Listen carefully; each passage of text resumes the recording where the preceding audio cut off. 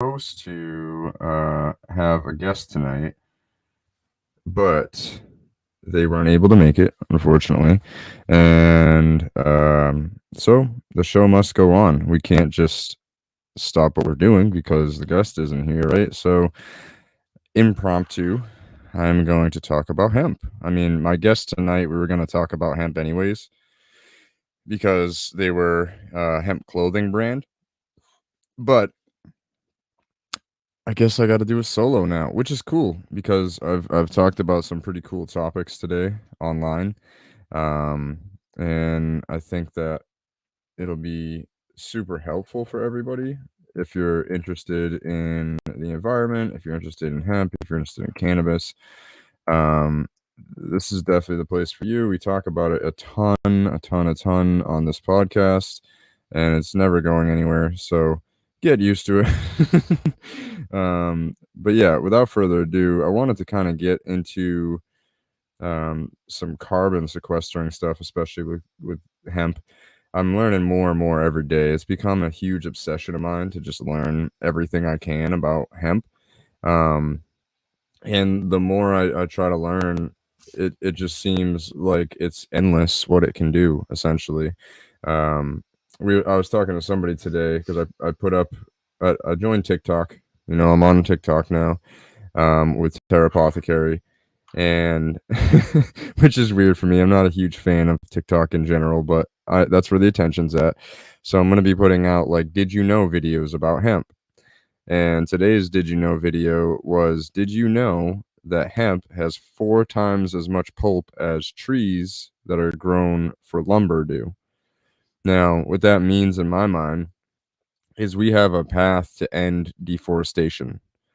And somebody gave me a little bit of pushback today saying, like, there's no way it could end deforestation. There still needs to be forest management, which is totally true, right? So it is a long-term game. It's not going to be something that next year all of a sudden we're all using hemp lumber. That's not how this works, especially with an industry that's, as robust as lumber mills are and everything. But I do think that there is plenty of room for companies that are looking for more green alternatives, like actual green alternatives, to be able to use hemp instead. And I know it seems crazy. The guy that commented on my thing saying it can't end deforestation, he's like, "Come on, hemp's good, but the fibers aren't that good." Let me tell you guys, the fibers of hemp can do, I think, more than the fibers of any other plant. I'm gonna go ahead and like throw that out there. It's one of the most unique plants I've ever seen in my life. Meaning, it's unique because it has all of the known terpenes known to man. So terpenes are like what you smell on a plant. So an orange, a lime is limonene, lavender is linalool, mango is myrcene. It's all the different terpenes that are within the plant. Cannabis uh, contains all of them. Why?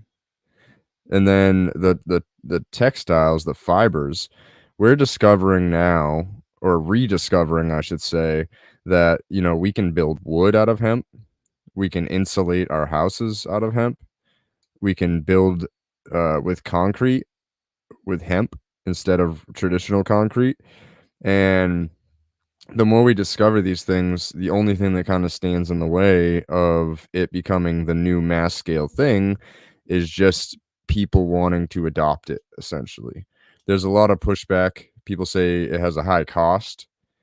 But if you think about where the world is right now with inflation, especially on lumber, I'm trying to, buy some land and build a house, and it's fucking expensive, guys. It's very expensive. Like the cost of lumber has made housing go up like 25% to build a house. It's a lot. But that gives us room to introduce these more green technologies that are going to be a little bit more expensive to begin with. But if you look at the long scale of hemp, and what it does for deforestation, it's going to make a major impact if we allow it to, right? So, not only can we prevent knocking down trees, right, which is going to help um, keep the forest alive and keep all the animals living within it and help to continue to sequester carbon. And we're not, cutting down one of the biggest life forces in the world for carbon. Carbon is important. We are carbon life forms. The bacteria that's within soil is also a carbon life form. Everything in the world basically feeds off of carbon. It's very, very, very, very, very important. So how can we end deforestation then? Like if they have all these big lumber mills and they are, dead set on just using lumber from wood, from trees, because that's what they know. How do we end it? It starts small scale, right? That's where my project has kind of taken a turn into, essentially, right? My NFT project, I was working on version 2 of it. I was going to release one character with 555 tokens, and I decided to get away from that and go less simple, right? So I'm looking for land that's between 100 and 200 acres. I would need to raise about $2 million. The NFT project on certain levels would include metaverse space, real estate, as well as real life land. So, talking to a couple other VFriends people, and well, not VFriends, VFam, the family behind us all, about creating like a community space almost where we would have like 5 to 10 acres of farmland and then a couple houses on the outskirts of that where VFriends, if you're a VFriends holder, you could kind of come stay there for free, maybe make a campground out of it. We're not fully sure. We got to figure out, everything is kind of working backwards. We got to figure out how much money we need for an average property and to, clear a little bit of land and everything. And then we have to figure out everything else from there, essentially. Like, what will we be able to do everything we want to do with the land? Can we turn it, partially into a campground and one part into a farm? And can we subdivide it? And there's a lot of different things that we want to do. But the main plan, and I'll use easy numbers just to make it easy to visualize, right? The main plan is to buy land, most likely in Virginia. It's looking like, as much as I want Puerto Rico to happen, buy land that either still has timber on it that was supposed to be cut down, or buy land and grow timber on it. Now this seems weird, right? So what I'm going to do, let's say we get 100 acres. Let's say we'll do two different instances. One instance, 90 acres of it is covered in trees. So in that instance, I would clear about 20 acres worth of trees. One of my business advisors was like, doesn't that go against everything we're trying to do? And I said, huh, maybe. And I looked into it. So that one tree, let's just bring it down to an acre, right? That 1 acre of trees, how long would it take to be fully mature?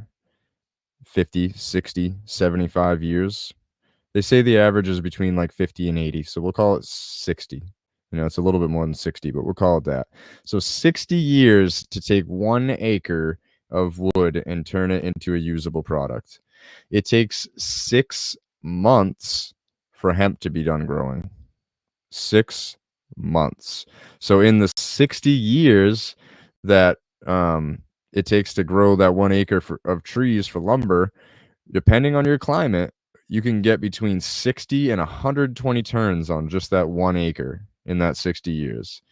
Not only will it, the hemp will sequester carbon, but all the products that you use afterwards, the hempcrete, the hemp wood, the hemp insulation, all of that would continue to sequester carbon and help to level off our CO2 levels in the atmosphere. So what I basically want to do is, if I have a 100-acre plot, I want 30 of it to be hemp. What's up, Matt? I want 30 of it to be hemp, so about 30% of it. And then I want 70% of it to be forest. For a few reasons. So one of the reasons is I'm not growing feminized hemp. It's a waste of my time. It's way more expensive, and it just doesn't make sense for me whatsoever to do feminized hemp. So, what do? I am going to do regular seed.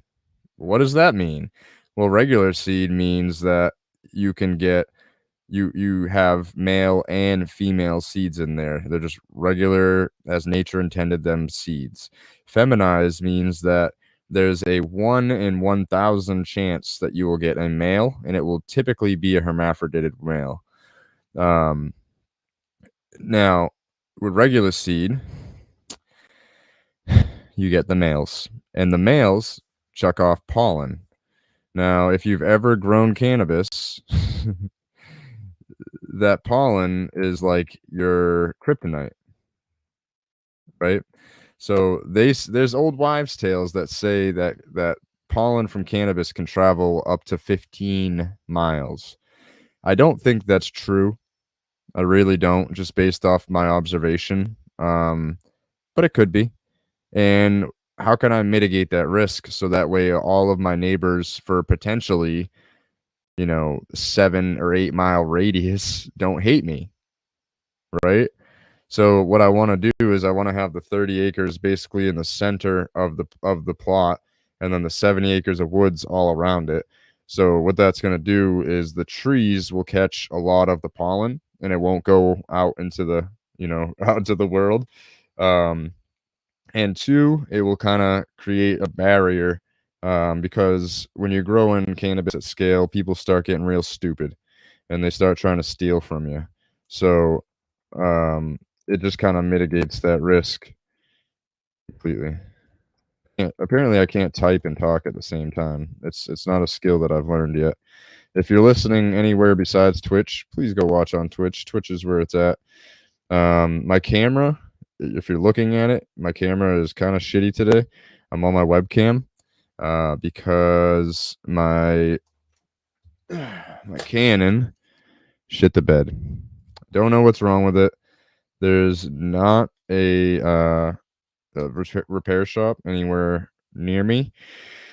So I'm just SOL, and the show must go on. I have to just use my webcam for now, which luckily isn't the worst.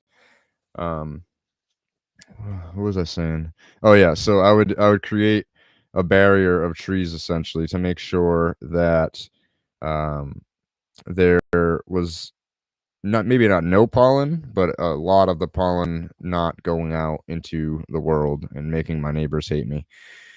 Um, what this will also do is give me data. So I can then get data on, okay, I left those 70 acres alone. How much carbon did those 70 acres of trees sequester compared to my 30 acres of hemp? I suspect the 30 acres of hemp is going to smoke it. I fully believe that. I think the 30 acres of hemp will outperform the 70 acres of wood, of trees. I'm calling it wood, like it's, but that based on the numbers I've seen and everything, that's why I think that. Like looking at the research, looking at the data, looking at the science behind it, it just seems like hemp is a hyper accumulator of all things, good and bad. It hyper accumulates carbon into the soil, but it also hyper accumulates pesticides, heavy metals, and stuff like that into the plant. So it's a hyper accumulator both ways. I do think that my project is going to change the world. I really do. Because when you're dealing with such major issues like the pollution from building and deforestation, which is helping to rise the temperatures of the world in a negative way, and traditional farming where they're tilling and using pesticides and monocropping, all of this stuff we know is horrible for the environment, destroying the earth. We know that. That's a fact. You cannot argue that. It's a fact. If I was to test the soil at a farm, that does monocropping, pesticides, and tilling, and then test the soil on my farm to compare it, I'm gonna smoke them. They're gonna have such little carbon in there. Their pH levels are gonna all be off. The nutrients will be dying off because there's no carbon there, and the pesticides are killing off everything.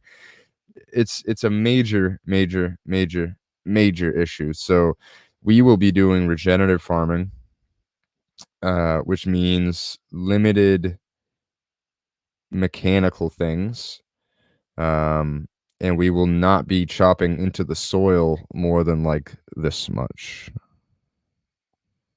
like an inch or two, not far into the soil. The more you till it, the more it becomes compact, and the more it just sucks, honestly. So tilling, not so good.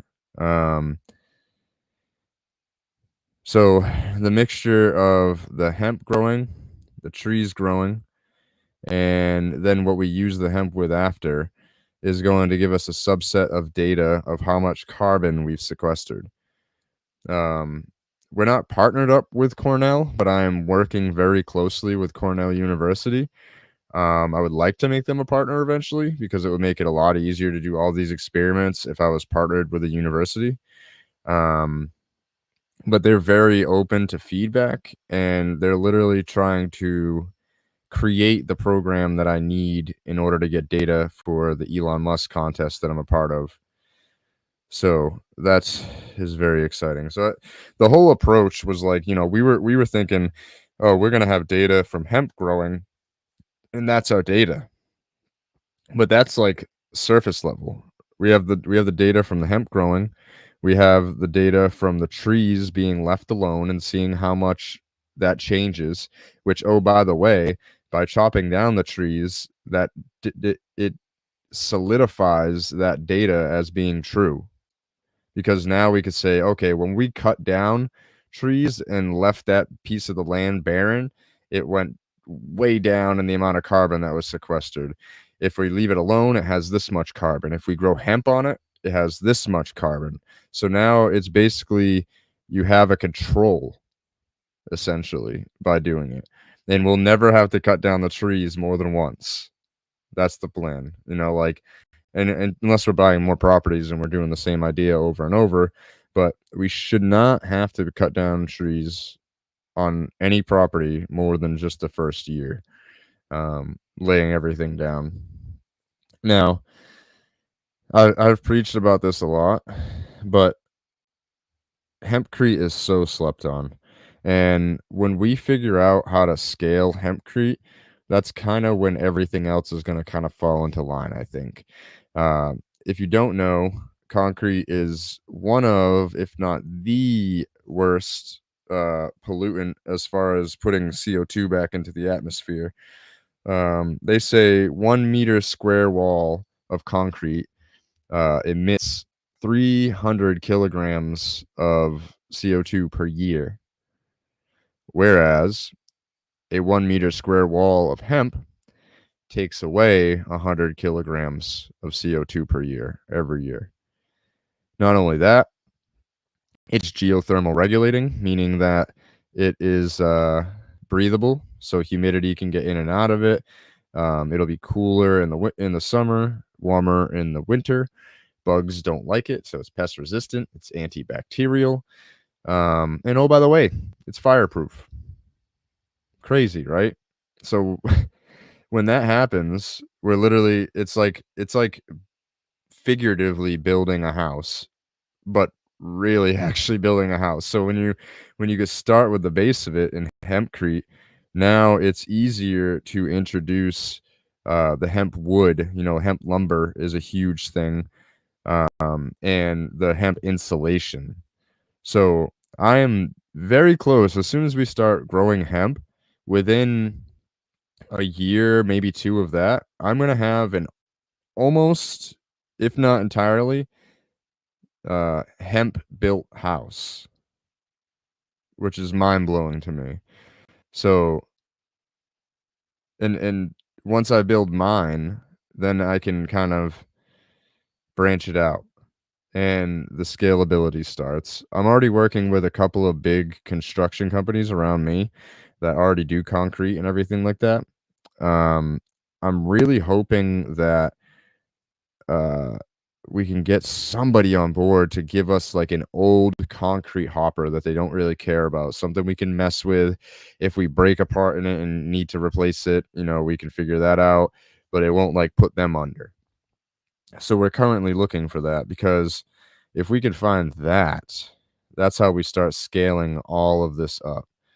Um, One of my other ideas for our farm is, typically when you're clearing land, especially for farming, you end up with a fuck ton of rocks, like a ridiculous amount of rocks. Like if you've ever noticed, most farms have a rock wall around them, right? I always thought that was for aesthetics. I always thought it was like, oh, cool, the farmhouse look. No, it's because they have an exorbitant amount of rocks and they have no clue what to do with them, so they stack them around the perimeter of the property instead. They're just sitting there useless. What if I could build a rock wall around my entire 100-acre perimeter, right? And then cast the entire rock wall with hempcrete. Talk to you soon, Vinny. Um, couldn't we then, if we have the entire perimeter of the property with the hempcrete wall, and then we have 70 acres on the outside of forest sequestering carbon, and then 30 acres in the middle of hemp sequestering carbon. In my mind, and I'll be able to prove this, fortunately, through Ron Jordan, who works for a company that can actually detect how much carbon is going in or out of something. We'll essentially be able to do like a flyover of the property and see exactly what I'm hypothesizing, which is you will visibly be able to see cooler temperatures above our 100 acres. Hey, Christy. Um, and if that's true, it's going to get insane. I don't suspect that will happen for 3 years or so, 3 to 5, but in that 3 to 5, we're getting soil data with carbon, and then we're getting the textile data, and then on top of that, we'd be able to do the camera data still, and then, get the long-term camera data on there as well. So the approach is super comprehensive, and every day I'm adding more and more and more and more and more to this project. Like I was saying, I was going to do a 1,000 token release for V2. It's turned into a 10,000 token release. And I am very, very, very determined to make it become a part of the PPP program. So, I mean, not the PPP, my bad, PLP, fucking thinking business stuff at the same time, for Gary V and V Friends, because that's where I think it brings immediate value to my token holders, whereas I'm just some guy who's passionate about hemp, trying to use my somewhat limited resources to raise a bunch of money for something that could like feasibly change the world. But I feel like I can do it. It's just going to take time and patience, and I have all the time and patience in the world. Um, where was I the other night that I was talking about this? Was I on my live stream? I don't remember. I think I did a random live stream the other day. I was talking about how life has somehow gotten busier, right? I have a full-time job now, working 45 hours a week. I have a CBD business, which fortunately doesn't take up a ton of time. And then I have a environmental research company, which is Terrapothecary. And Terrapothecary also has an NFT project. And I was telling people that somehow I've stumbled into something that I'm probably going to do for the rest of my life. Like the NFT project a year ago was not even a thought. The NFT project 6 months ago was beginning to be a thought. And the NFT project 4 months ago became a reality. So within those 4 months, I probably haven't had a day that I haven't worked on my NFT project, at least like ideas and brainstorming and everything. And it's kind of become its own little entity. I'm building a whole separate community with that on Discord, and I just downloaded TikTok now so I can do like fun facts and shit like that. Um, but it's become something that I'm dedicating my life to now, and I feel like I only have 30 token holders right now, but I feel like I I owe you guys so much. Like it's insane how much I feel like I owe you guys, because without you guys, I wouldn't have been able to grow this year, and if I wasn't able to grow this year, none of this would be happening. I don't think. I think I would have maybe been forced to kind of move on, and it wouldn't have been something I wanted to do, but I probably would have had to move on, and it would have sucked. So this NFT project really kept my hopes and dreams alive, and along the way, I've picked up a bunch of people that also believe in my hopes and dreams, which is beyond humbling. Beyond humbling. Like I said, I'm just some guy. I'm just Adam David Souza, 31-year-old dude, and dropped out of college 3 times, had like a 1.6 GPA in high school.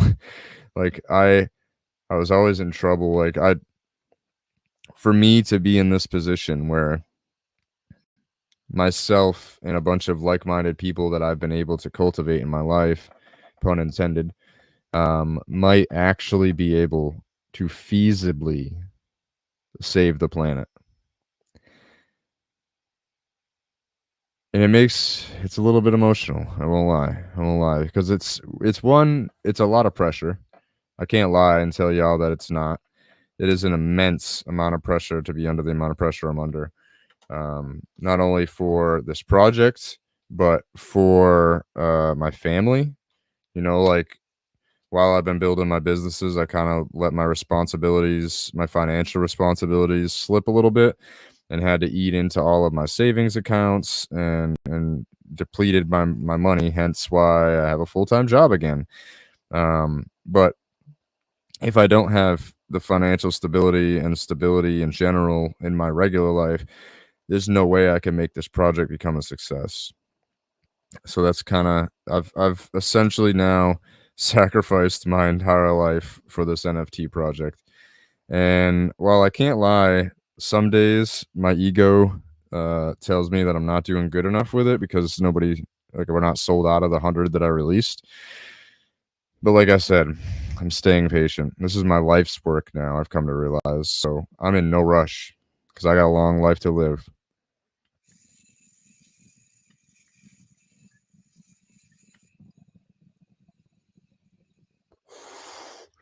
Clubhouse is doing much better this week for the show.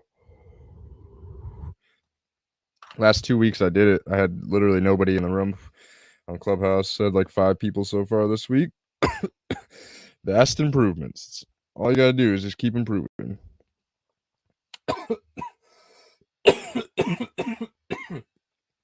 And keep dabbing.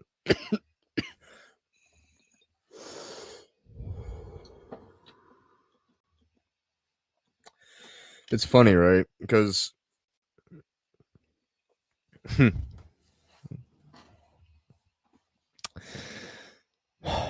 this project has become almost entirely about carbon.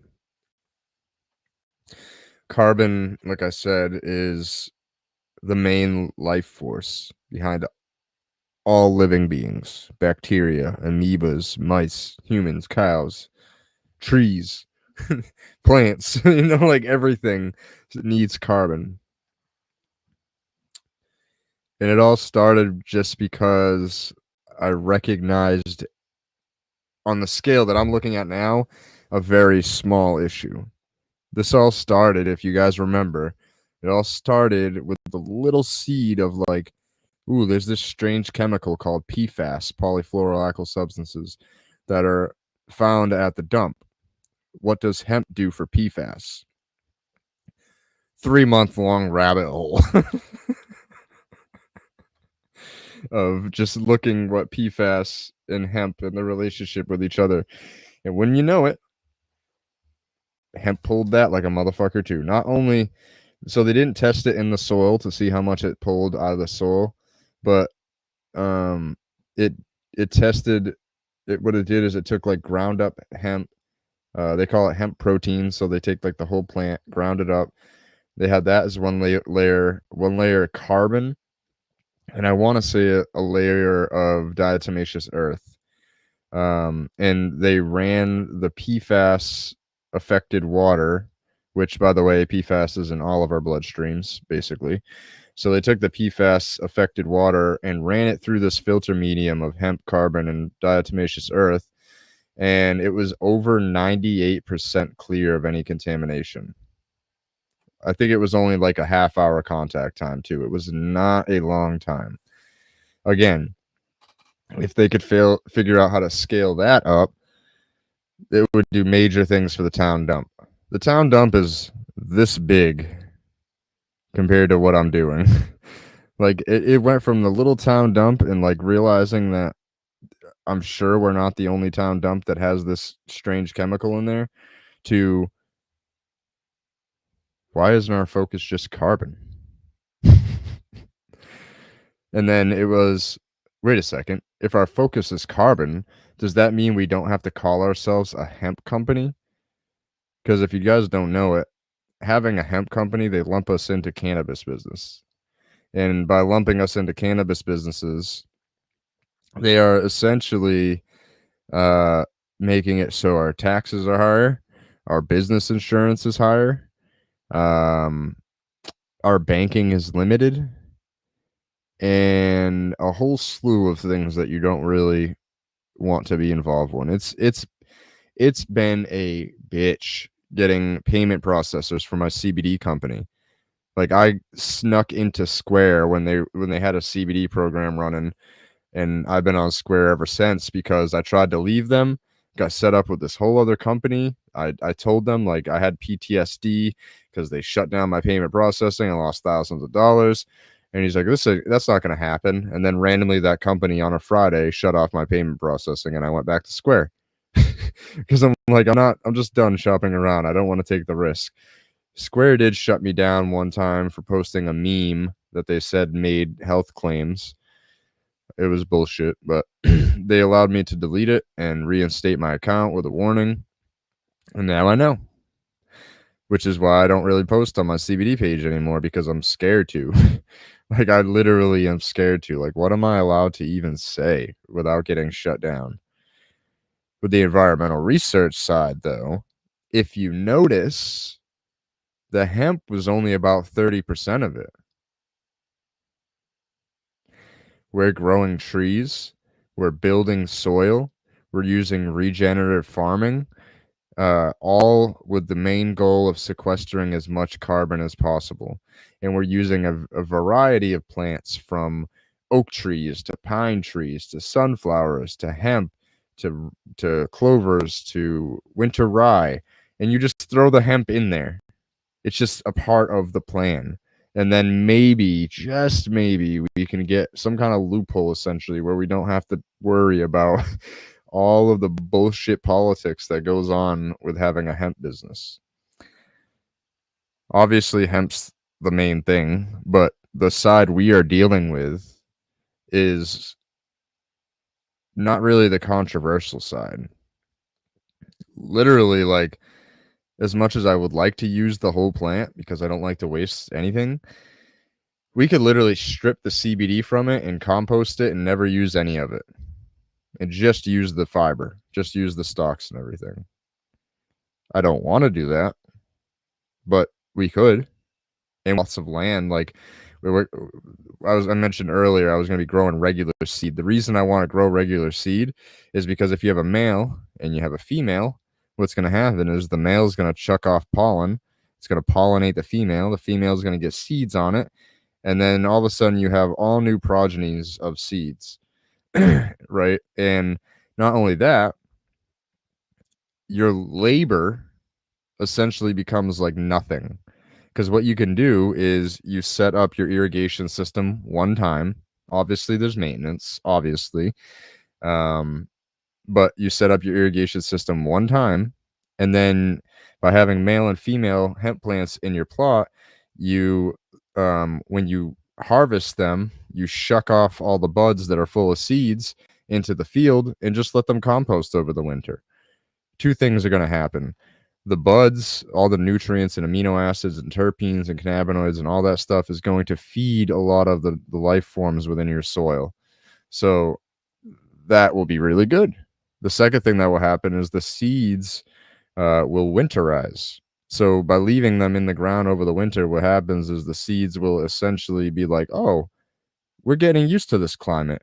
And the longer you let them just grow naturally like that, the earlier they'll pop up in the spring and the hardier they'll be to withstand frost, cold weather, tons of rain, late seasons, all that kind of stuff. Especially growing in Virginia, I think I can get 8 months of growing there. I think.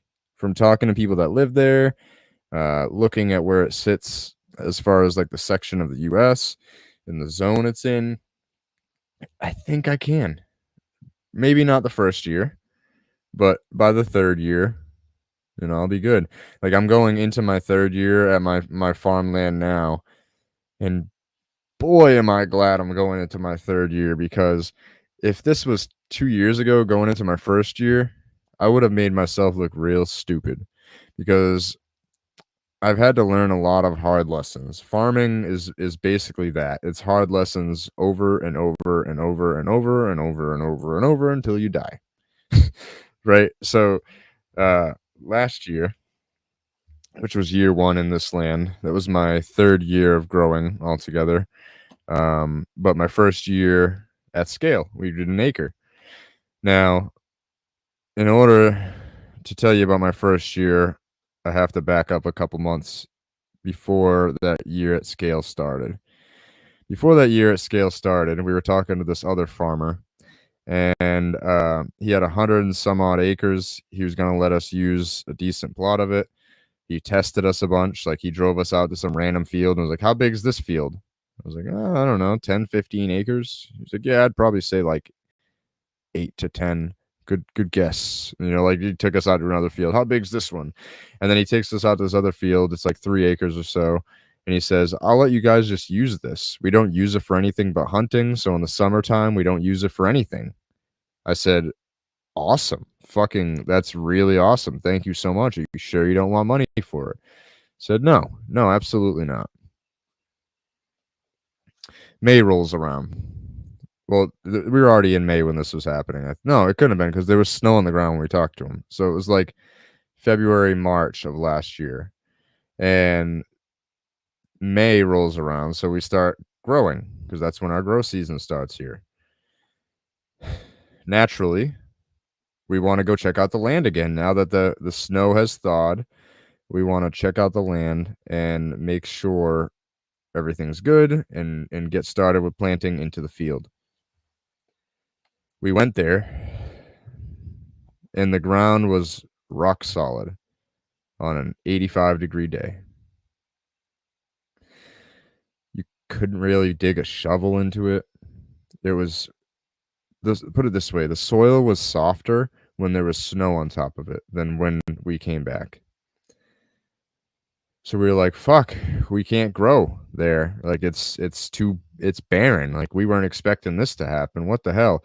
Also, there was a drought happening at that time, so that didn't help with how hard and crappy the ground was. Come to find out, that farmer may or may not have stripped the topsoil from that property because he was going to give it to us free, so he wanted to make a quick buck off it somehow, which is such backwards thinking, because if you would have just asked me to pay it, I would have paid it. It would have saved me a giant headache. Because he did that, we still wanted to scale up. So I started asking around, and it wasn't till like beginning of July we found a spot. We're already like a month and a half, 2 months into a drought by this point. I'm not even thinking about that because I've never dealt with a drought before last year. So we get all started, start prepping the land, and probably plant last week of July, beginning of August. Super late. Not when we would want to plant. In the middle of a drought, without proper irrigation setup, never watered once before I seeded it out, and nothing grew. Nothing. It was just barren the whole year, just barren. It was depressing. It was almost enough to make me quit, especially since during the middle of that, my partner that I had my CBD company, him and I had a disagreement, and it was basically a business ending disagreement. And he left me with all the farm work. That was, part of the disagreement was like, hey, you're going hiking and on these vacations and having fun while I'm working 10-hour days on the farm. What the fuck? And you're working with this new business and just abandoning your people. So all this stuff is going on. I almost quit everything. Like I literally was just like, I don't know if I could do this anymore. This year rolls around, and it was tough. It's been financial hit after financial hit after financial hit after financial hit until everything was basically depleted. And I felt pretty hopeless. Uh, like my my 31st birthday was March 18th. I released an album, low key. And if people actually took the time to listen to that album and kind of see like the dark place my mind was in, you'd probably be surprised because, 2 months after that, V-Friend Mania starts. And I don't really think y'all know what the V-Friends community did for my life. Winning a V-Friend, uh, it just made everything else that I was going through seem insignificant. I immediately added 6 figures to my net worth, minimum. I immediately gained this community of people that are unlike anything I've ever had. Like I I used to get in arguments with my girl because I've had to like learn to be a very loving person. And like she's made comments like, "Were you never shown love?" And I'm like, "No." I was shown love by very few people in my life, like true genuine love. And it's hard to like turn yourself from being this cold, callous person because nobody's shown you love into somebody that just wants to like love on everybody. Like I fucking love so many people now, and I tell them all the time, and I kiss and hug my daughter and tell her I love her and my son whenever I can, like any second I can. So getting this community out of it really kind of finished the unlock for that because it was like, I'm telling people I have never met in real life, I love them. Like I was on the phone with Sal one night, and we were on the phone for like an hour and a half, and at the end of it, I was like, "Oh, I love you, brother." And like he said it, or he said it first. I don't know. Somebody said we both said it like to each other, and my girl looked at me like, "Who are you telling you love them?" It's like it's Sal. She's like, "Why are you telling a guy you love him?" I was like, "Cause I love him. He's fucking awesome." And even for her, it was like, "Huh, okay." Um, but like I said, y'all have no clue what the V Friends community did for me because not only did it give me more hope and continue me down the rabbit hole of what hemp can do for the environment, y'all are like a group of hype men and women. It really is true. Like when I was talking about, I want to release an NFT project, but who the fuck am I to release an NFT project? I'm not an artist.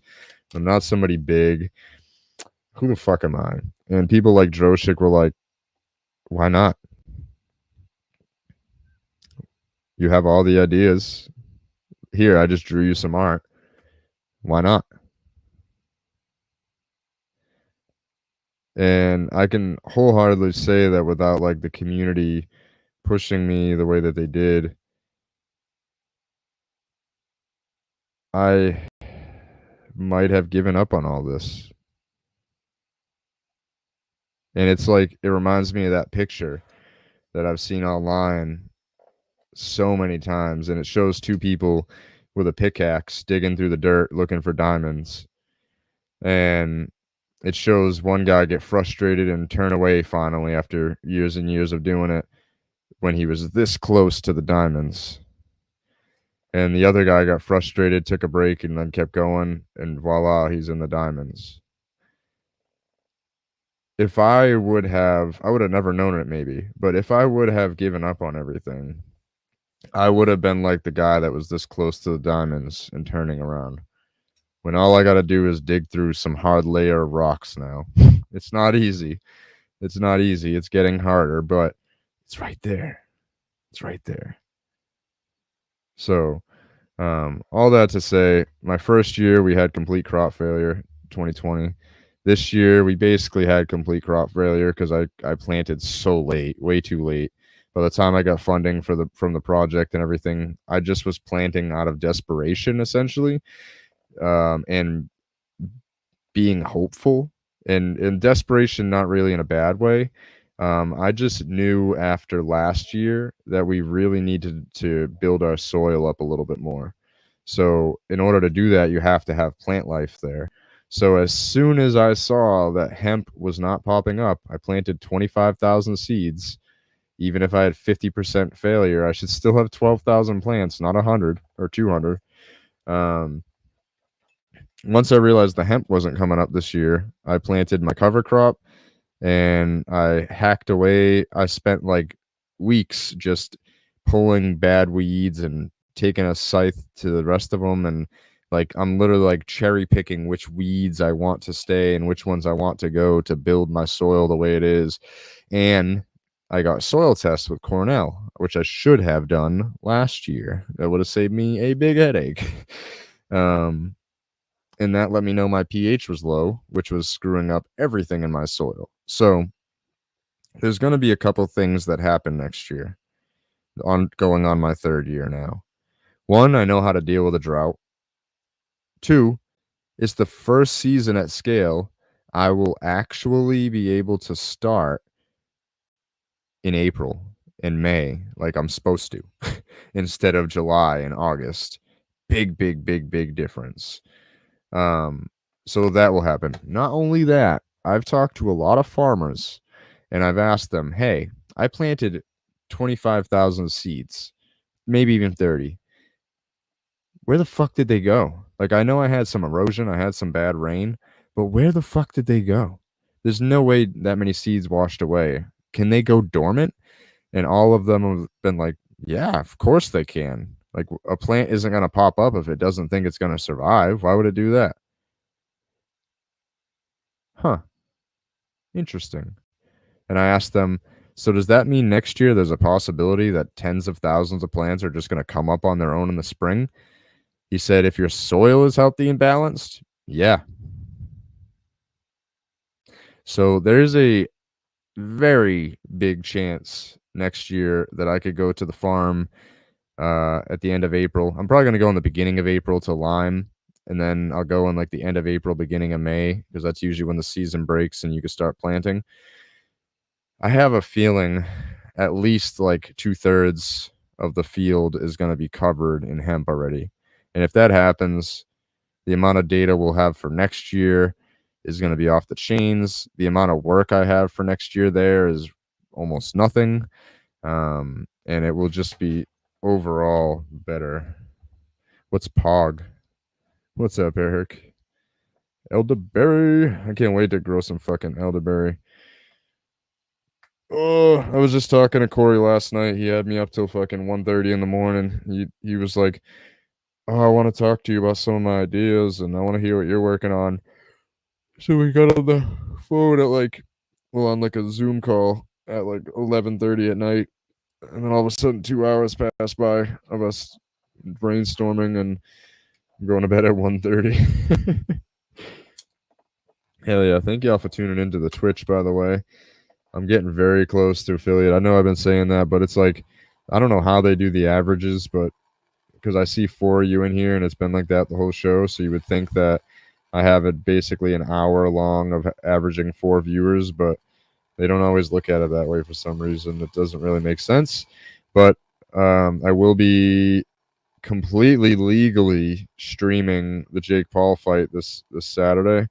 That's always something I kind of done. I have a community of people that kind of just look for me to stream fights. So we'll be doing that Saturday, and hopefully when I do that, I'll hit affiliate that night, because the only thing I'm missing is the average viewers, and it's getting there. I'm patient, man. Like,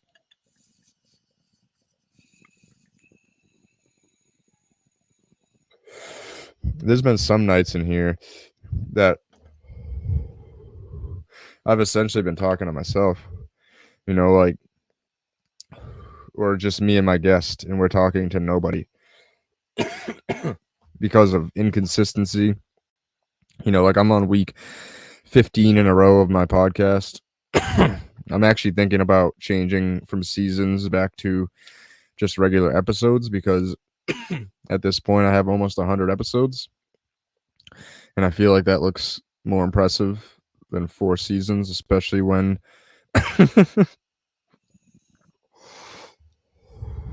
especially when season 2 doesn't exist. I've always I had a thought one day about my podcast that said, if I say I'm season 2, it still looks like I'm new. So what if I just say I'm on season 3 when I go into season 2? It does 2 things. It makes it look like I've been doing it a year longer, and my hope was that people would ask, be like, "Where's the second season?" But it just didn't get there. Yeah, it's IG is tough. I've been looking at ways to go live on IG, and I almost did it today, but I kind of wanted to go on to Clubhouse instead. I don't know. I need more devices or something, like, although not really, because I could stream this audio that you all are hearing on Twitch straight into Clubhouse from Club Deck, and then I could use my phone to do Instagram, but that would really only work if I'm doing solo shows. You know what I mean? Because most of the time I have a guest, and the guest is usually, I'd say, like 75% of the time on their phone. So they couldn't do Instagram Live and be on here at the same time. It wouldn't work out. So for me, it's easy. And I've oftentimes thought about doing what Jeremy does, where Jeremy just goes live by himself while he's streaming with guests and stuff, and Clubhouse going and all that shit. He just makes it look so easy. He's good at that. But yeah, hemp life and NFT life and cannabis life, and my love for the planet that has always been there and that has been instilled in me from a very young age. It's all starting to tie together, and the people I'm making connections with, like, Elderberry Farms that's commenting, Eric, he's doing some great stuff with elderberry and some other plants too, and we have conversations all the time about farming. Corey's looking to get into it, and there's like a bunch of people in the community right now that are looking to kind of get into the farming slash commune slash land ownership type of thing. So spoiler alert, if you're a rare token holder for version 2, I'm hoping to give you guys something fucking crazy. Like, so crazy that it might have people getting like big offers on their rare tokens. You don't got to take them, but that's how crazy it might be. Like, I'm trying. I don't know if this will work, so I probably shouldn't even say it, but I love you guys, so I'm not making any promises. But what I would like is to get like 125 acres. That would be like my ideal amount. I only have 10 rare token holders, right? I I want, like I said, I'm not promising anything, but I want to give my rare token holders an acre of land. There's a few things that go through my mind when I say that. One, who pays the taxes? I guess if you own the land or had ownership through the token, I guess the owner of the token would pay the taxes, right? Um, the other thing is, besides a house and like a farm, maybe I wouldn't want anything to be built on it. So like, how do you like give somebody land, but then be like, hey, you can only grow trees, farm, or grow hemp on it. That's all you can. Those are your three options. Or you can build a house, like, because if you want to live there, I guess that's out of your pocket to build the house. I don't know. There's so much. There's so much I have to think about in this project, and um, that's funny. Food is medicine. As I'm eating fast food, shaking my head. Yeah, dude. I, Whenever I eat shitty food, I literally am thinking in my head like, this is not nourishing my body whatsoever. And donate trees. That would be awesome. That would be awesome. My hope is that we buy a plot of land that was either devastated by a lumber mill, or was supposed to be for a lumber mill. That gets really complicated if it's supposed to be for a lumber mill, because I would assume that they have contracts in place. Um, and maybe they're hard to get out of. Maybe they make it so enticing that it's hard to get out of, type of thing. But I guess I'll cross that road when I get there. But it's a thought I've had of like, if a few of the properties have said, intended to be, it has 5 acres of cedar intended to be milled, stuff like that is in the description. Am I able to break that contract? Am I able to uh, save those trees in a sense? Like, if I buy and own that land, can I like wipe away whatever agreement is there prior? There's so many questions, and that's another big part of it is like, when we get the funding, there's definitely a lot of legal fees inside of there, because we want to talk to lawyers in the respective state that we buy land, and really make sure everything is nailed down, not only for my side but for all the token holders side. I want to make sure everything is pretty seamless, and it's hard to do when you're just little old me. But with the amount of support that I've gotten from the community, and the amount of support that I know I can re-garner from my local cannabis community, I've just been very inactive, honestly, because I've been busy. I've been inactive with VFriends too, unfortunately. It's just part of life right now for me. I'm trying to balance all of this stuff and not doing an okay job. I'm just not doing a good job at anything leisurely, fun, friends, anything. So it's been tough.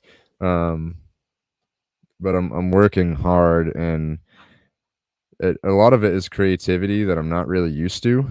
Like, I'm really thinking about taking a shot at drawing and maybe getting an iPad or something. I don't know. But I think with this project, what I'm going to do for V2 is create characters that are semi VFriends inspired, because it's, the forbearing farmer was going to be the next drop, and that is super inspired by VFriends and VFam. If you don't know, Droshik and I were having a conversation, and fuck, I forgot my train of thought there. What was I just looking at? Oh yeah.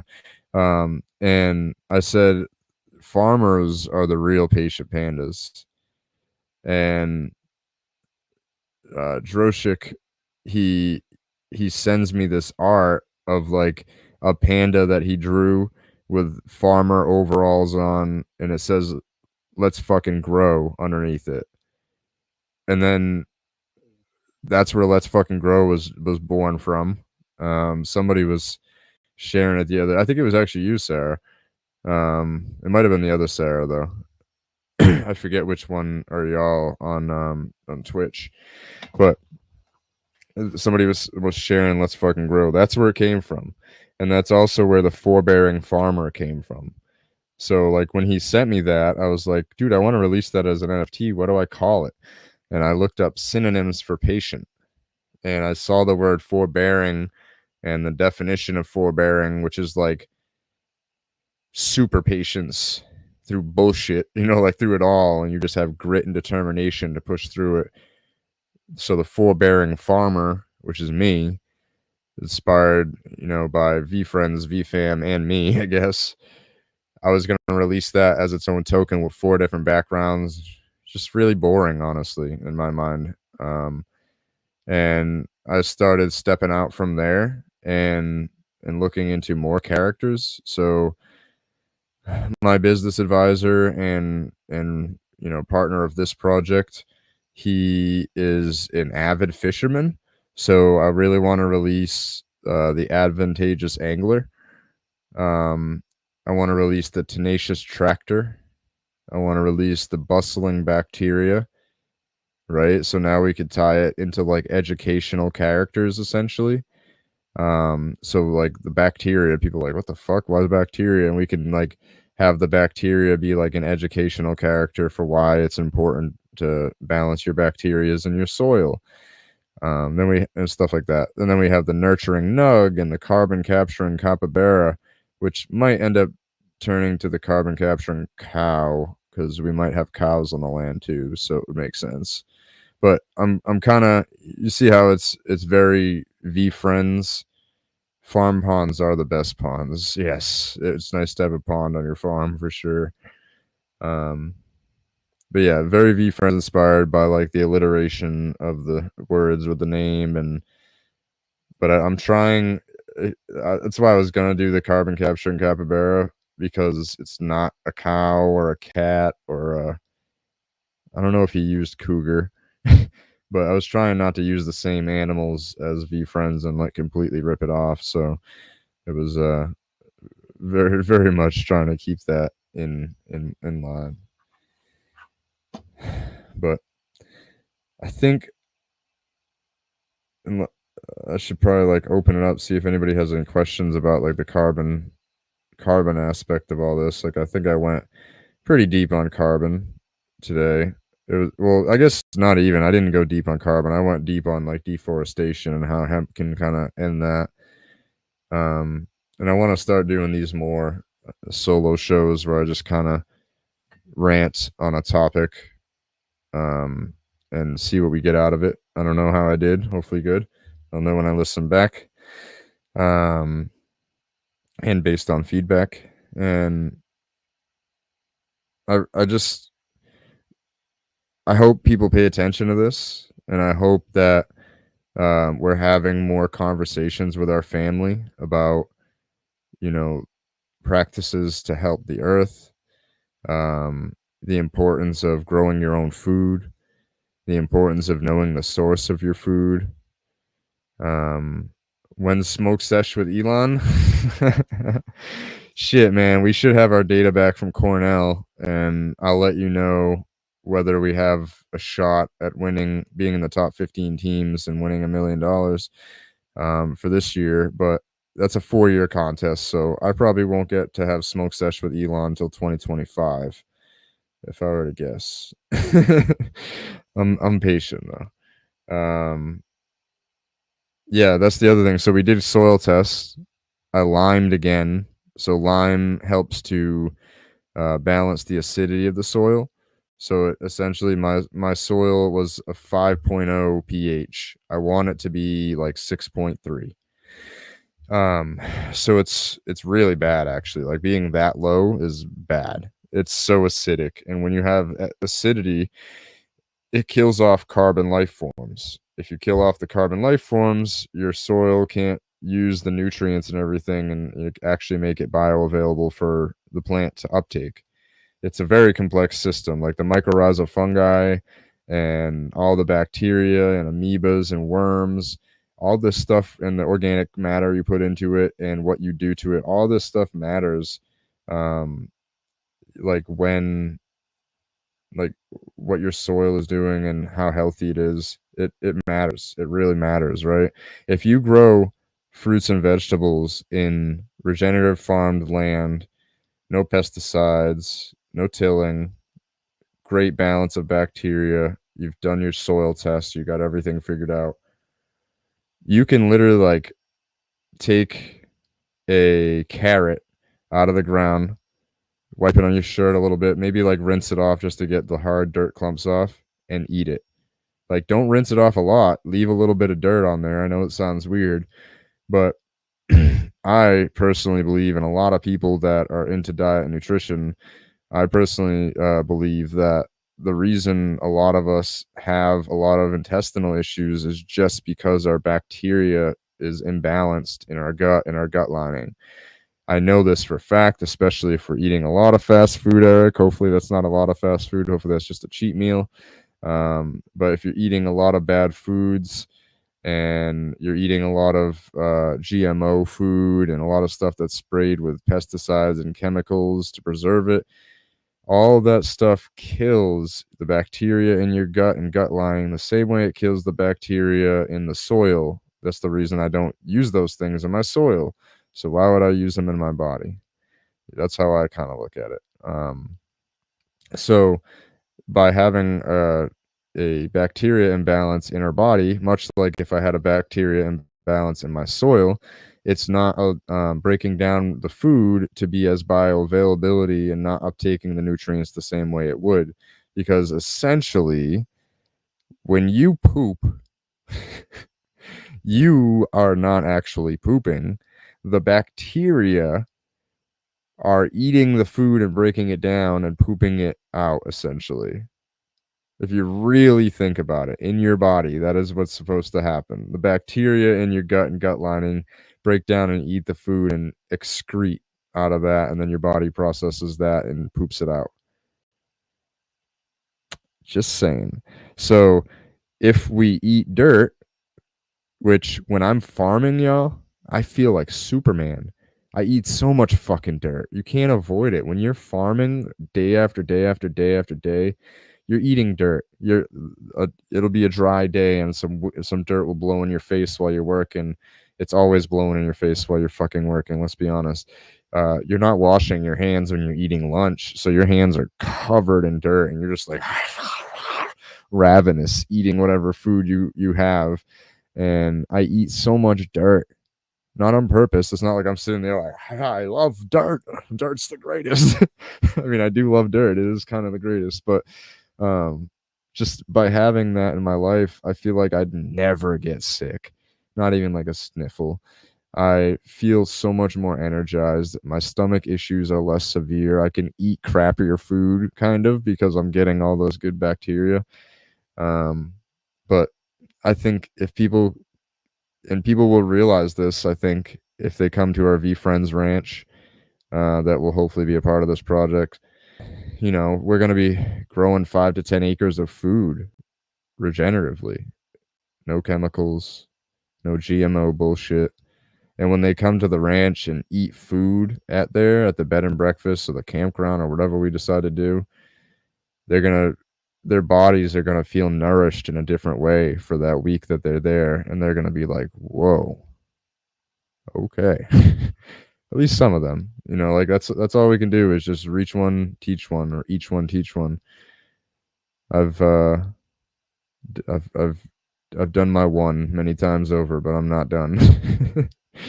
Clouds and dirt. That's exactly what that is. It's literally like I'm literally in the dirt, Sarah. I'm literally in the dirt.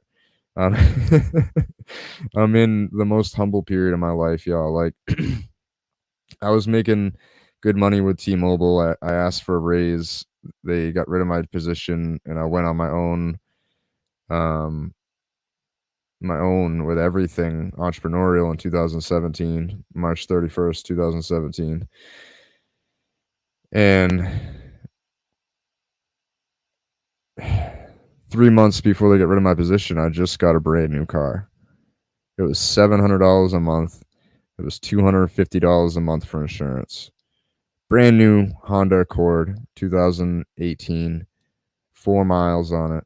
Beautiful, beautiful, beautiful, beautiful car. I really, really, really, really, really loved that car.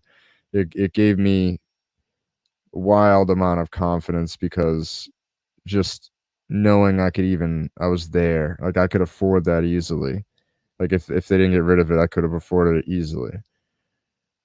And I worked at a Honda dealership, and I used to drive other people's cars to go get them inspected before I sold it to them and gave it to them, and I'd get to drive it for like 10 minutes and I get a taste. And I always drove shit boxes. But it came to a point where I was literally just working DoorDash and Uber to pay for the car essentially, and then working other odd jobs to pay my child support, and then like just anything oddball that came up was just eating into savings. And it became such a fucking grind that I voluntary repoed my car. Still counts as a repo. Still the same thing as an involuntary one. It's just less missed payments, so it's a little bit less of a hit.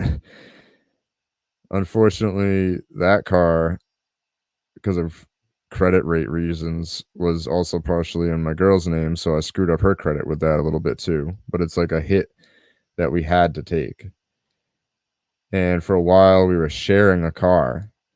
And if y'all remember the day, 12 hours after I won my V-Friend, I got T-boned.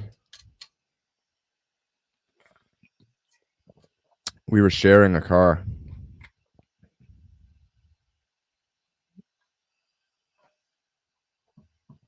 Luckily, a few months before that, I had some money saved up, and I bought her a Jeep for like $2,500,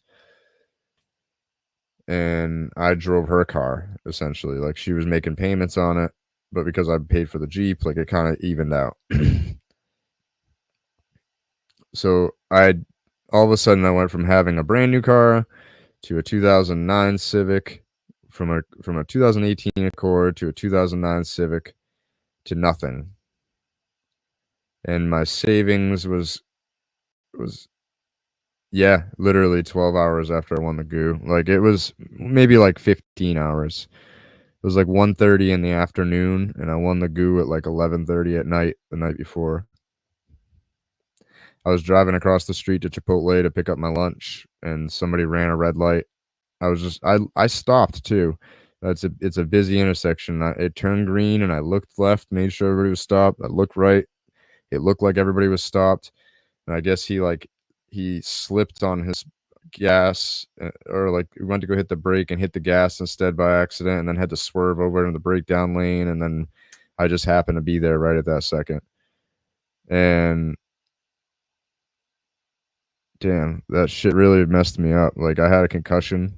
That's probably like my third or fourth concussion of my life now, which isn't good for your brain and really makes me worry. And my memory has definitely not quite been the same since. It messed up my testosterone, wicked bad, wicked bad. And again, I'm just blessed because after having the go or the goo or whatever the hell it's called, I still like to call it a goo. It gave me like a different kind of hope, and I feel like a lot of people are a lot more understanding in this community too. So when I tell them, like, I didn't tell a lot of people, but like I'm just like I'm struggling mentally. Like I know you guys think I'm doing great sometimes, and I'm just like I'm struggling because like my brain is just still not fully back yet. And like the concussion like triggered old shit too for some reason. So traumatic brain injuries are funny things. But all that to say, I'm here. I'm happy. I'm working hard. And I'm hopeful. Very hopeful. Um, I think when I look back at 2021 in like 10 years, I'm going to be like, holy shit. That was the best year of our lives because of how much it humbled us. Like I said, I went from a 2018 Accord to a 2010 or 2009, one of those, I think it's 2010 Civic, to now an '07 Mazda. And I bought it for like 2,500, put another 2,500 in work into it, and I just drive my little shit box. I'm living with the in-laws. I'm back working full time on top of everything. Like I literally, I don't, I couldn't do more to try to humble myself at this point. So, um, I'm ready for the. It feels like, like you have to cock something back. It's like pulling an arrow, and I'm just in that pullback phase, and we're like almost there, and we're just gonna let that shit fly soon. And thank you, Eric. I'm definitely trying to take my time. It's hard living at the in-laws. I know like it's definitely puts a strain on our relationship, and um, it's tough. It's very tough living with other people, especially like me. It gives me a lot of anxiety because I overly think about people. So I'm like me. I'm gonna go shower after this. I shower at night because everybody's asleep, and I don't want to get in everybody's way. And if I shower during the day, I'm gonna get in everybody's way. And then like I don't know. I have a lot of anxiety because I'm just trying to stay out of everybody's way. And with my own space, like I'm the owner of that shit. I don't gotta stay out of nobody's way. Like mindful of my family space, but it's my shit now. It's our shit. So it's different. And we lived on our own before this, so and I had a great job, and she was making good money too. So like we got a taste, and I'm kind of glad it happened this way. I'm actually really glad it happened this way because if I would have just been catapulted into success and made a million by 30 like I was trying to do, maybe I'm a different person than I am now. So, yeah, I think that's a good place to wrap up, guys. Thank you for listening to my rambling for the last 80 minutes. And, I'm here every Thursday. We're almost done for the year. We have 2 more shows for 2021. Next week is going to be a great show. I would definitely tune into that next week at 8:30 p.m. Thursday, the 23rd.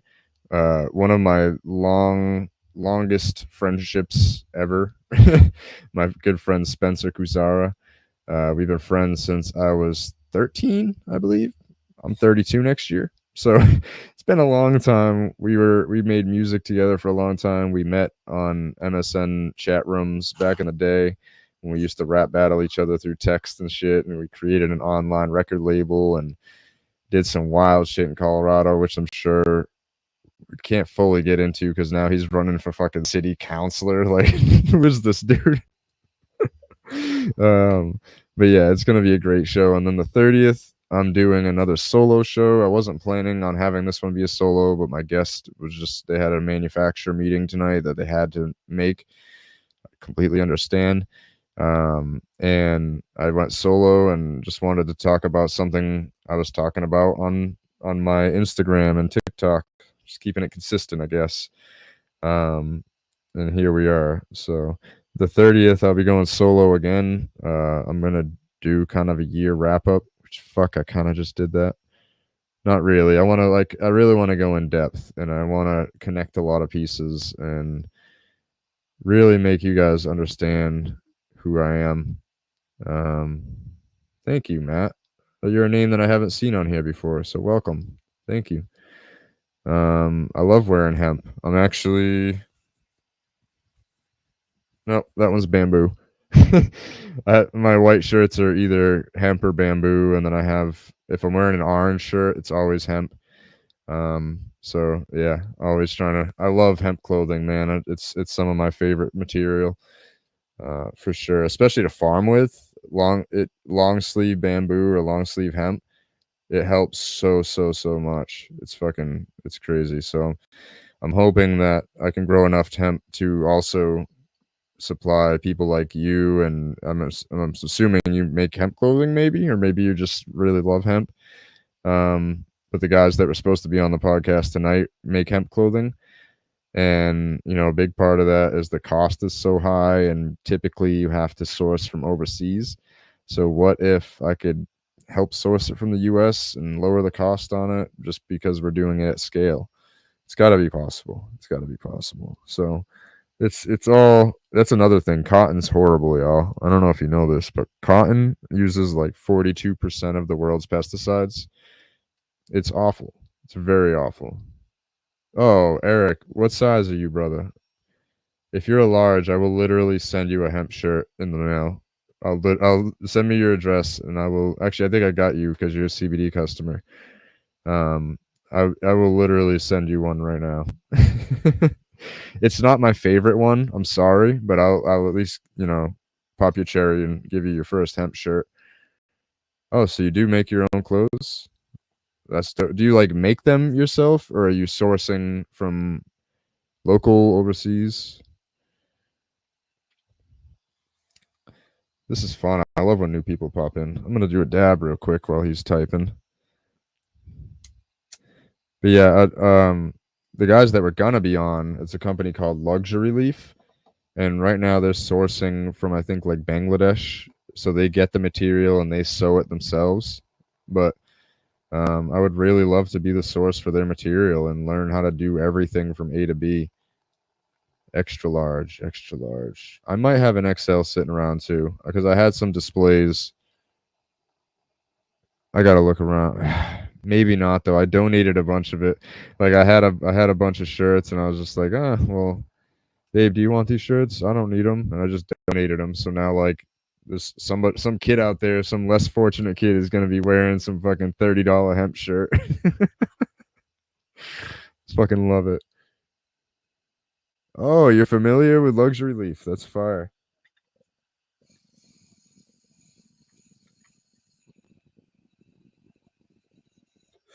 Hold on. Let me show you what I'm working on with Luxury Leaf. Hold on one second, guys. I'll be right back. Stay here.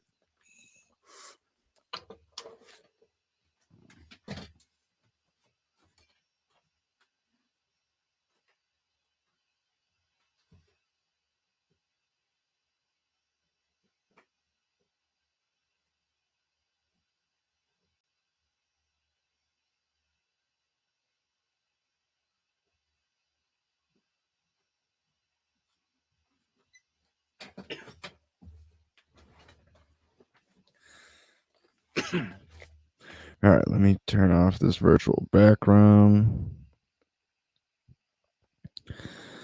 All right.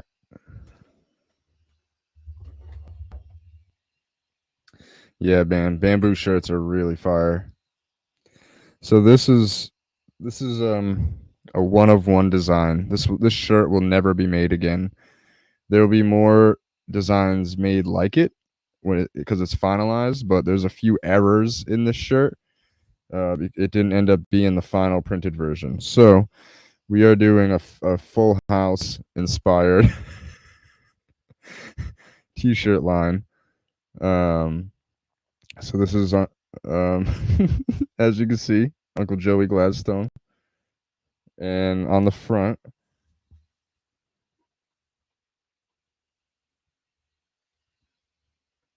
it says "Cut it out." And as you can see, it's really dark. You can't see it from far away. That's why it's a one of one. We outlined it in white so that way you can see the cut it out, and then you can't really tell on the camera, but his face is blurry, and it was really bothering me. So that's different. I think we actually used a whole different picture of Joey for the final design. Um, and then this one, I don't even remember which one this is. Oh, it's the Uncle Jesse. Hell yeah. So it says up top there, which we changed a little bit. John Stamos is more than likely the most perfect man.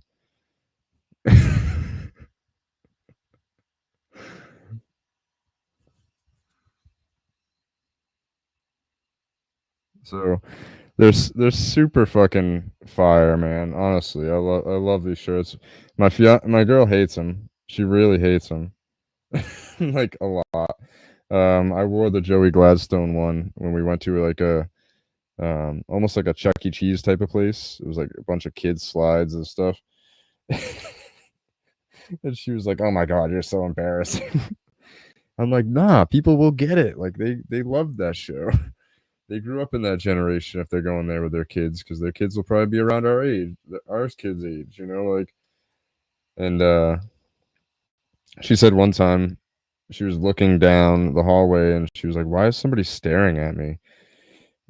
And then I looked up and like really looked at it, and realized it was your fucking shirt.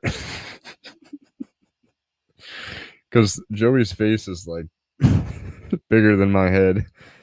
So, but yeah, those shirts were supposed to come out a long time ago, but I'm really trying to figure out how to do them as an NFT project, and what I would even do it as an NFT. But I just like the idea of having digital collectibles with physical merchandise and having them go hand in hand.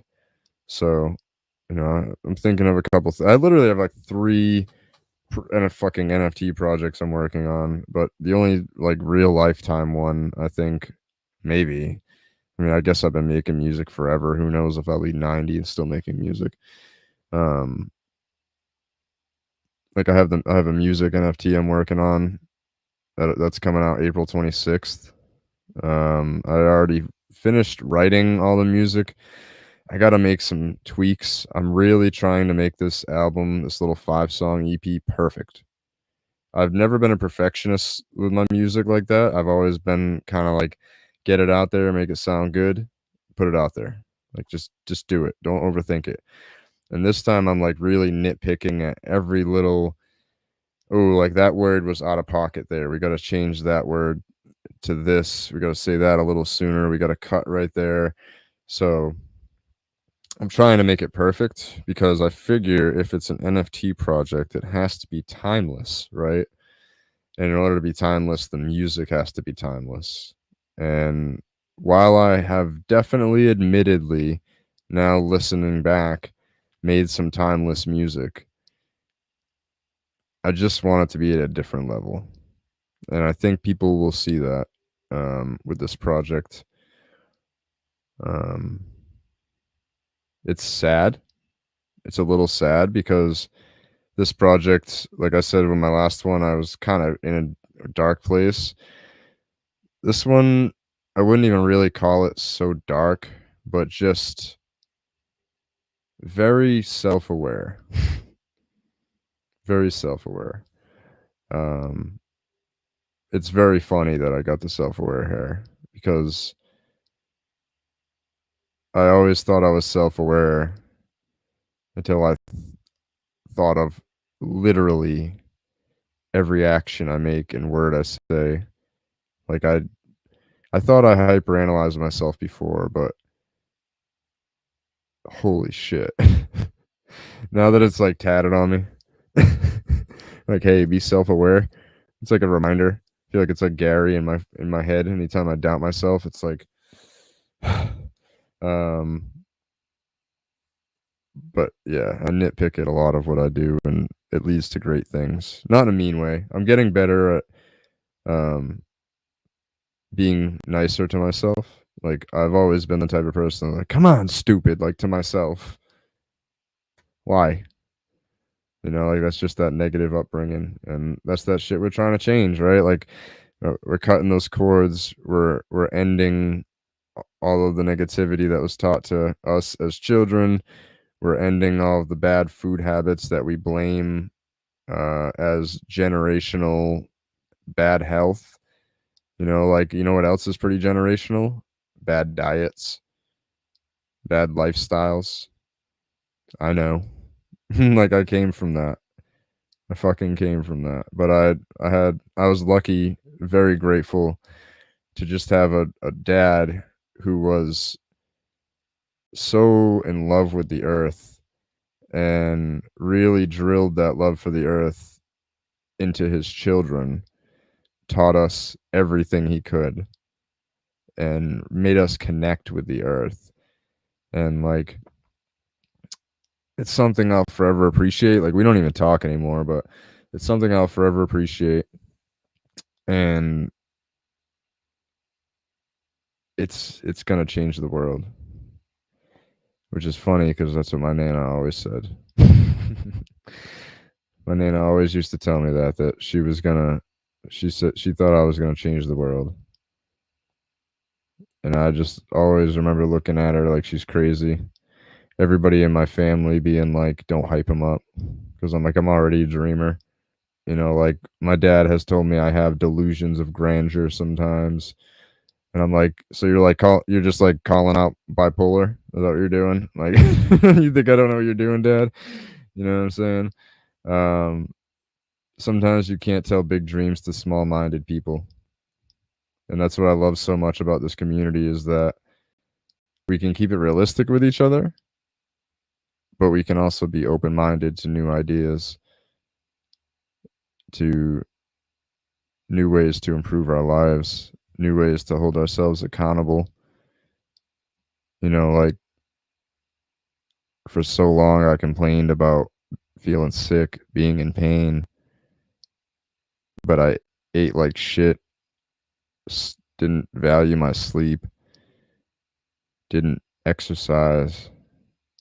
Like it's just I don't know. Be accountable. Be accountable. Have some self-awareness. Be accountable and grow hemp or support somebody who does because hemp is about to change the world. And you don't want to be left behind. See y'all on Saturday when I completely legally stream the Jake Paul fights. You don't want to pay $60 for that. Just come see me. Come see your boy. You'll get it. It'll be entertaining. Not worth $60, but it'll be entertaining. It's always a fun line to toe. Like, will I get banned? Will I not? Oh man, I'm sorry. I feel like it's Robin Hood. It's like Robin Hood. You know what I'm saying? Like it's like what fight was? I think it was Logan Paul. I saved people between everybody that tuned in $100,000 that night. $100,000 that I basically stole from Logan Paul to give back to everybody. Sorry, Logan. I'm just gonna end this before I get myself in more trouble. Love you guys. Thank you for tuning in. See you next Thursday with Spencer. See you on Saturday for the completely legal streaming of Jake Paul's fight. And probably some more in between if I feel like it randomly. That's how I've been doing it. So, peace.